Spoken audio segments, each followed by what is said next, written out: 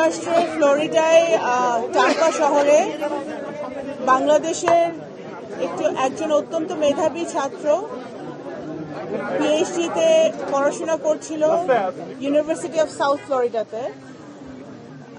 একটা নৃশংস হত্যাকাণ্ডে ওর জীবনের অবসান ঘটে। জামিল হোসেন লিমন।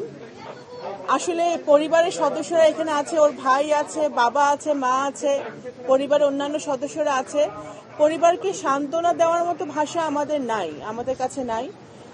তবে আমার এই ঘটনা যখন ঘটেছে তখন আমি পররাষ্ট্র মন্ত্রণালয়ের পক্ষ থেকে ওর বাবার সাথে যোগাযোগ করেছি, লিমনের বাবার সাথে ফোনে কথা বলেছি এবং ঘটনাটি ঘটার সাথে সাথে আমাদের পররাষ্ট্র মন্ত্রণালয়ের যে মিশন আছে ওয়াশিংটন ডিসিতে, ফ্লোরিডাতে, তারা সার্বক্ষণিকভাবে যুক্তরাষ্ট্রের বিভিন্ন সংস্থার সাথে যোগাযোগ রেখেছেন। বিভিন্ন কর্মকর্তা আমাদের যারা যুক্তরাষ্ট্রের বিভিন্ন সংস্থা যারা এই নৃশংস হত্যাকাণ্ডটি ইনভেস্টিগেশন করছে তাদের সাথে যোগাযোগ রেখেছে এবং আমরা চেষ্টা করেছি প্রবাসী কল্যাণ মন্ত্রণালয়ের সাথে সমন্বয় করে যত তাড়াতাড়ি সম্ভব আমাদের লিমনের মরদেহ আমরা দেশে ফিরে আনতে পারি।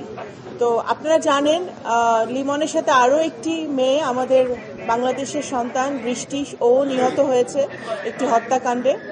তো খুবই রিসেন্টলি আমরা জানতে পেরেছি যে বৃষ্টির মরদেহ শনাক্ত করা গেছে এবং সেটাও আমরা যাতে আমরা খুব শীঘ্রই ফেরত আনতে পারি সেই কাজ চলছে।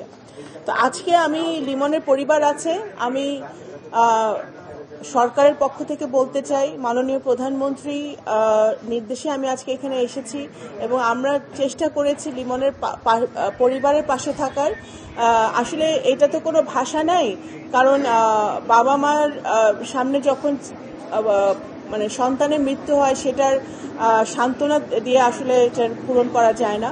তো আমরা এতটুকুই বলতে পারি যে বর্তমানে জাতীয়তাবাদী দলের সরকার লিমনের পাশে আছে, পরিবারের পাশে আছে, প্রধানমন্ত্রী জনাব তারেক রহমান ওনাদের পাশে আছে এবং আমাদের যা যা সহযোগিতা করার দরকার আমরা অবশ্যই করব।